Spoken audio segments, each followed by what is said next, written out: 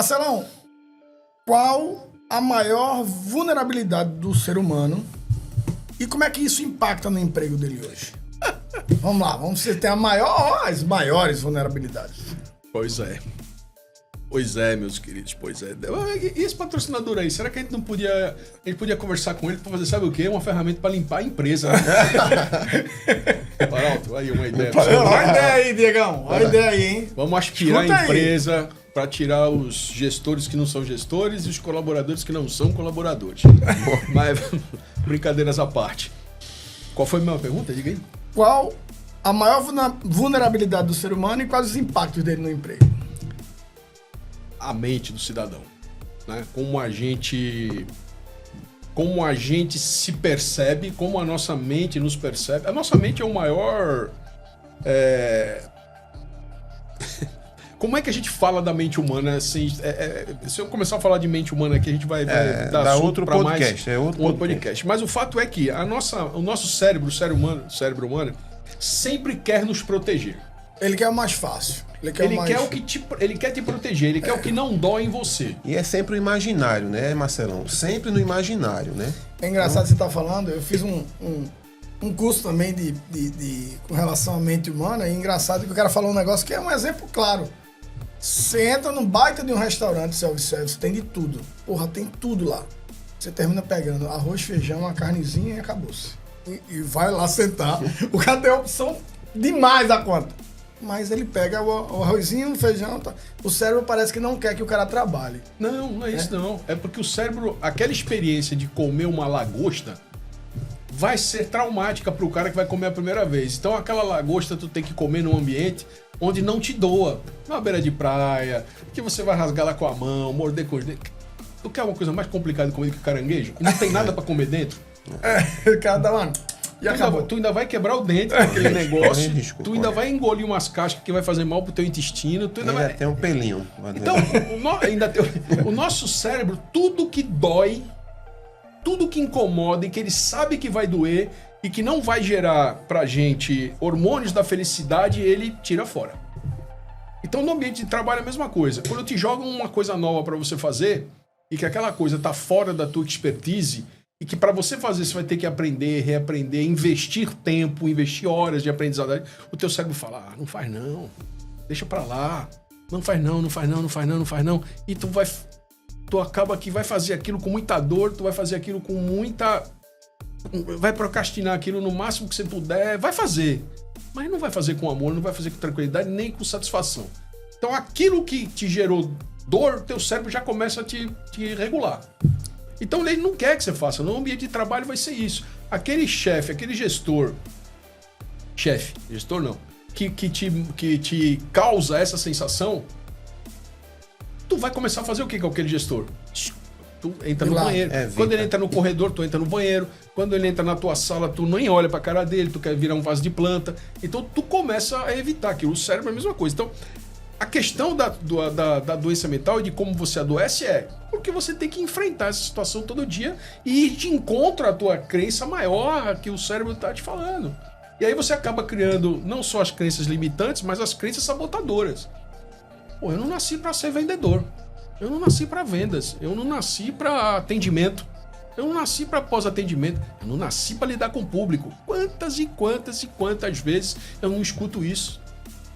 Quantas vezes?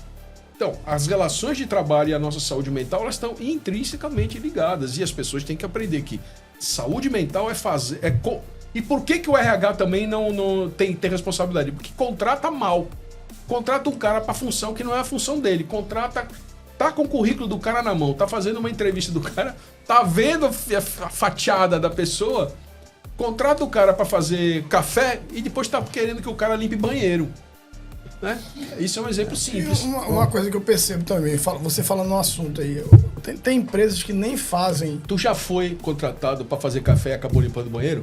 Não. Pois eu já. E limpei um banheiro do cacete. Limpei muito bem, que depois de 15 dias o cara fala, pô, esse cara aí não devia ficar aqui limpando o banheiro não. É melhor ele fazer café, porque a higiene do café é péssima. Mas ele tá deixando aqui tudo tão organizado, tudo tão limpo, que é melhor ele mandar ele pro café. Engraçado, que você tava falando negócio. Você tava falando negócio desse, e a gente vê que tem empresas que não fazem nem a primeira avaliação de maneira correta para entender, na verdade, aonde é que esse cara se encontra. Aí contrata o cara para uma função, para uma atividade que o cara tá precisando trabalhar de todo jeito. Aí não entende porque daqui a um ano e meio, esse cara não tá realizando a atividade como deveria. Porque lá atrás, se ele tivesse feito a contratação correta, uma pesquisa correta com relação ao perfil do cara, ele entenderia que o cara deveria estar numa área administrativa e não em vendas. Exato. Ele entrou em vendas por uma necessidade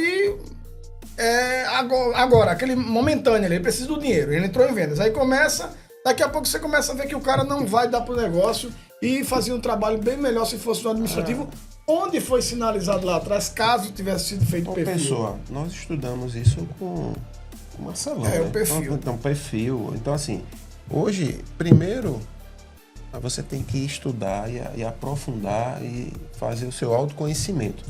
Para depois conhecer as características, para contratar as pessoas certas para o perfil certo. Na teoria é maravilha isso aí, né? Mas você tem que ser conhecedor das características. Na teoria, contrata-se pelo currículo e demite-se pelo pessoal. Pelas atitudes. Pelas atitudes. Isso. Mas por que então já não contratar pelas atitudes? Pois é. Se aquele cara tem, por exemplo, quantas pessoas... Vocês dois trabalham com vendas. Eu trabalho com vendas. Somos 3 pessoas aqui que trabalham com vendas. Aliás, tem mais 2 aqui que trabalham com vendas aqui no estúdio. Não é? Ele tá só balando a cabeça. Quantas pessoas você conhece do teu relacionamento de vendas que de fato são talhados e gostam de venda?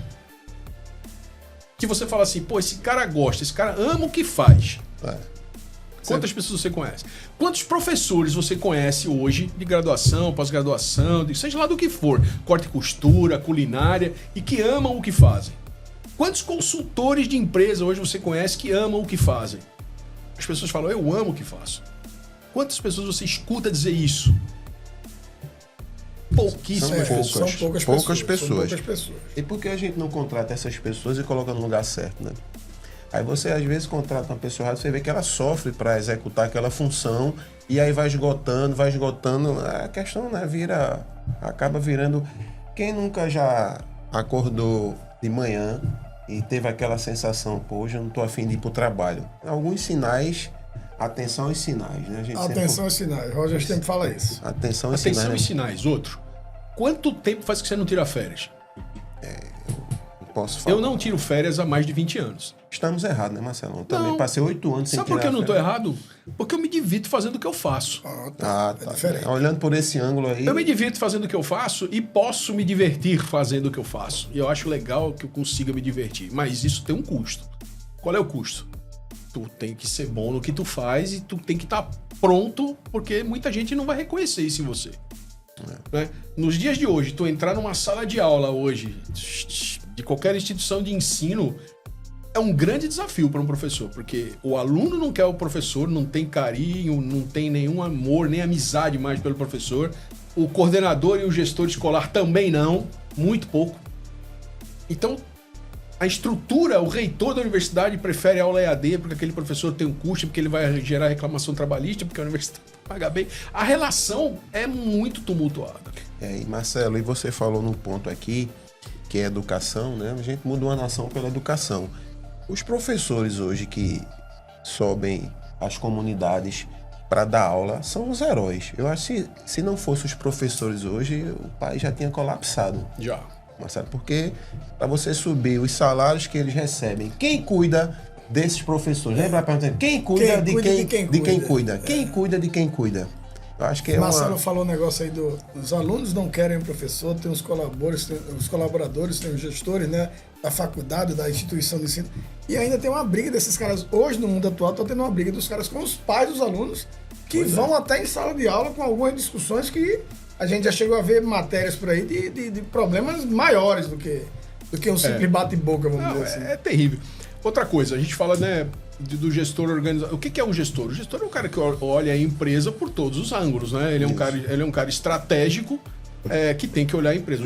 Cabe ao gestor olhar todos os ângulos daquela caixa que é a empresa que ele trabalha. Não só os KPIs, não, né? Mas é exatamente o que eu ia falar. O humano também. Pode olhar nos KPIs de qualquer empresa hoje, qual é a empresa que bota... Saúde mental. absenteísmo com saúde mental. Quando bota lá no fim e não faz um estudo aprofundado, porque ela não quer de fato saber aquilo, ela não quer conhecer aqueles números, ou já conhece e sabe que os números são graves, né? São muito graves. E aí tem uns números aqui que eu vou trazer para vocês. Desse número gigante de pessoas que entra em... Bom, estão sentados, estão, né? Tá todo mundo sentado. Você tá sentado aí? Tá. 2024, desse total, né, a gente teve lá 500 mil de pessoas com depressão. Mas nós tivemos 3,5 milhões de afastamentos. 3,5 milhões de afastamentos. 3,5 milhões de pessoas ficaram sem trabalhar mais do que 15 dias nas suas ocupações. Certo? Isso é o que está registrado, né? Você imagina o prejuízo disso? Junta a isso feriados, recessos, férias, licença maternidade, paternidade, nascimento, falecimento. Junta nisso tudo, tu vai ver... A produtividade vai lá embaixo. Lá embaixo. E a produtividade indo lá para baixo, o que vai lá para baixo também? As metas e os resultados. E aí, por quem é que aperta a meta para a meta subir? O mesmo cara que também tirou férias, também ficou um ano sabático, também... Então, os resultados estão intrinsecamente ligados a esse perfil que o brasileiro tem. O cara emenda, o cara trabalha o feriado de Nossa Senhora porque ele quer tirar mais um dia no São João. O cara inverte o São João porque ele quer tirar mais um dia no Carnaval. O cara... Ninguém... Então, o colaborador colabora? A conta não fecha, né, Marcelo? O colaborador colabora? Fala pra mim se o colaborador colabora. Não colabora. Porque sexta-feira ele quer o quê? Sextar. Total. Então, sexta-feira ele já começa o dia. Quinta-feira ele já diz, amanhã é sexta. Ou seja, nas quinta já morreu a sexta. O cara trabalha sábado, domingo, segunda-feira ele vai de mal-estar pra empresa porque vai começar a semana. Mas eu já sei que vai sextar. É a síndrome do Fantástico, né? Aquela musiquinha tocou, o cara... Eu sei que sexta-feira você está, pô. Então, sexta-feira tu não conta, segunda tu não conta. E ainda junta nisso aquela frase célebre, né? O Brasil só começa depois do carnaval. Pô, cara, o carnaval esse ano foi quase em março. Tá falando sério que a gente vai ficar janeiro, fevereiro, março, com 3,5 milhões de pessoas afastadas e mais 500 mil de pessoas doentes com doença mental? Pra onde é que vai? Por que tem que apertar as metas? Porque a meta tu tem que cobrir todas essas lacunas, Roger. As lacunas da baixa produtividade que o próprio colaborador causou e depois o próprio colaborador reclama que ele vai ser apertado com relação às metas.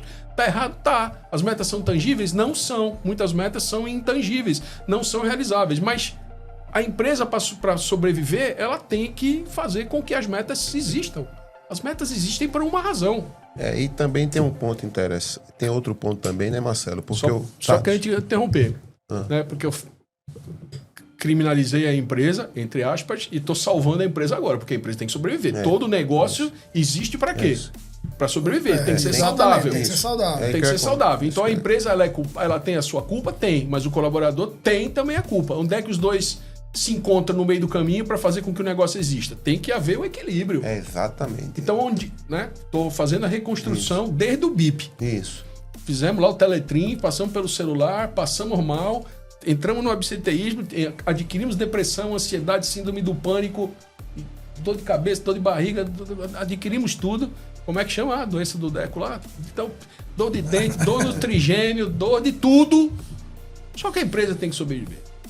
Né? A regra é essa. A empresa tem que ser saudável, tem que produzir, tem que rentabilizar e tem que pôr dinheiro no caixa. Senão não tem dinheiro para pagar o colaborador. Então, o colaborador tem que cair a ficha. E a empresa também.